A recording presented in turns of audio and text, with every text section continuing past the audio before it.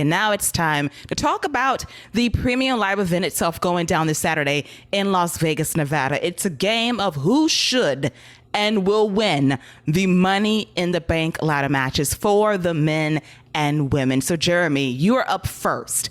Who should win both briefcases and who will win both briefcases? Someone on the Raw side should win the men's Money in the Bank briefcase. I do not believe that they have that person on booked yet for the show.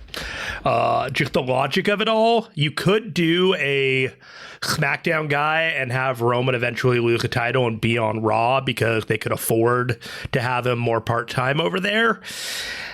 Who should win is that. Who probably will win is Seth Rollins. As for the women's Money in the Bank ladder match, because there's I'm positing a Raw guy winning, I'm going to go with a SmackDown woman winning the Money in the Bank match there. So that would leave Lacey Evans or Raquel Rodriguez or Shotzi right now. Oof. My head says Lacey Evans, but my heart says Raquel Rodriguez. But I'm not sure who that TBD could be. I think they're going to announce it on Monday because they're going to have everybody there next Friday. But that's my guess. All right, solid guesses. And I got to call out WWE for one thing. So I'm watching SmackDown on Fox, and they advertise next week's show in Phoenix, Arizona. And of course, WWE uses the big ass SAT word, a cavalcade of Money in the Bank contenders will be on SmackDown from Raw and SmackDown. A cavalcade, you say. God. That's a big word for them. A big word, a cavalcade of stars coming your way next Friday in Phoenix. So, Scott, who are your picks to win the Money in the Bank ladder matches this Saturday on Peacock? I think I'm going with Rollins because I think he cashes in on Brock and Roman when we just kind of recreate the WrestleMania 31 moment and we get one of the titles, and that's going to be the loophole there. So Roman can keep his Universal title reign until Cody takes it off of him. You think Cody and Seth or Cody and Roman? I think they have to be building for Cody to be the guy to end the historic Universal title run. But I could see Paul Heyman finding a loophole in Seth Rollins cashing in. So he only cashes in on the WWE title. Got it. So he would take that back to Raw. Roman can still be on SmackDown. That's kind of where I see it going because I think it fits the story. Seth has unfinished business with Roman too. As far as the women go, if it's not a returning Bayley, then I think Lacey Evans wins and she turns heel and maybe cashes in on Ronda. And, that's maybe how we keep Ronda babyface and gives her something to do. Another name, man, I wish they were more behind Doudrop. Like, I would love for Doudrop to have the briefcase because she's somebody who would be believable with that briefcase. Like, if she cashes in and she hits that splash, I 100% believe she's taking out anybody.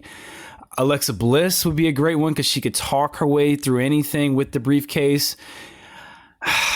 I don't know, man. That women's one is really wide open, and I don't mean that in a good way. Like, there's just not a lot of viable people to give the briefcase to. This is where Naomi and Sasha being gone really exposes the company's depth.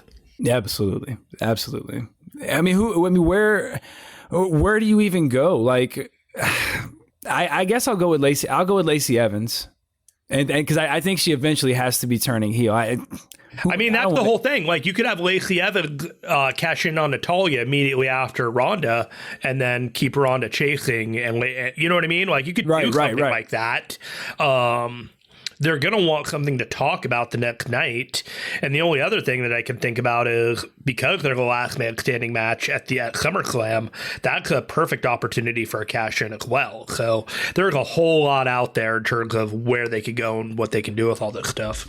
if they didn't have Raquel coming out, smiling away at every single thing that happened, Yeah, right? I would say like she would be perfect to just come in and destroy, and like you said, come in during the Ronda Natalya match in the middle of it while they're both laid out from something and just destroy both of them and pin Natalya. She's already had that story of like, I've come this close to beating like Ronda. So like they've laid the groundwork if they want to pull the trigger there, but that's bold. That is incredibly bold and not like what they usually do in this scenario.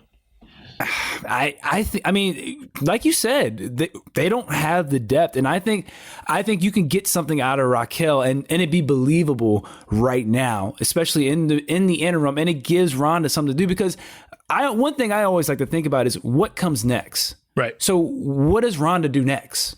What's after Natalya? What comes next?